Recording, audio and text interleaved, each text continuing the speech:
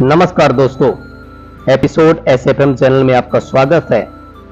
आज हम आपके सामने एक नई पौराणिक कथा लेके आए हैं, जिसमें हम आपको बताएंगे कि राजा सागर के 60,000 पुत्र कैसे जन्मे। आइए जानते हैं इस कथा में। रामायण के अनुसार इक्ष्वाकु वंश में सागर नामक प्रसिद्ध राजा हुए। उनकी 2 रानियां थी, केशिनी और सुमति।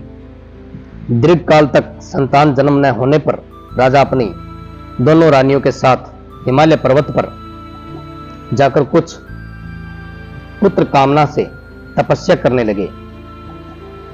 तब महर्षि भृगु ने उन्हें वरदान दिया कि एक रानी को 60,000 अभिमानी पुत्र प्राप्त तथा दूसरी से एक वंशधर पुत्र होगा।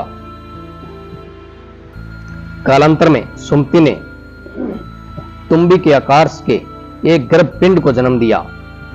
राजा उसे फेंक देना चाहते थे, किंतु तभी आकाशवाणी हुई कि इस तुम्बी में 60,000 बीज हैं। घी से भरे एक एक मटके में एक एक बीज सुरक्षित रखने पर कालांतर में 60,000 पुत्र प्राप्त होंगे।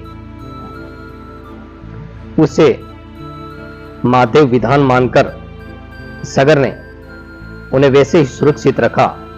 समय आने पर उन मटकों से 60,000 पुत्र उत्पन्न हुए। जब राजा सागर ने अश्वमेध यज्ञ किया तो उन्होंने अपने 60,000 पुत्रों को उस घोड़े की सुरक्षा में नियुक्ति किया। देवराज इंद्र ने उस घोड़े को छलपूर्वक चुराकर कपिल मुनि के आश्रम में बांध दिया। राजा सागर के 60,000 पुत्र उस घोड़े को ढूंढते ढूंढते जब कपिल मुनि के आश्रम पहुंचे तो उन्हें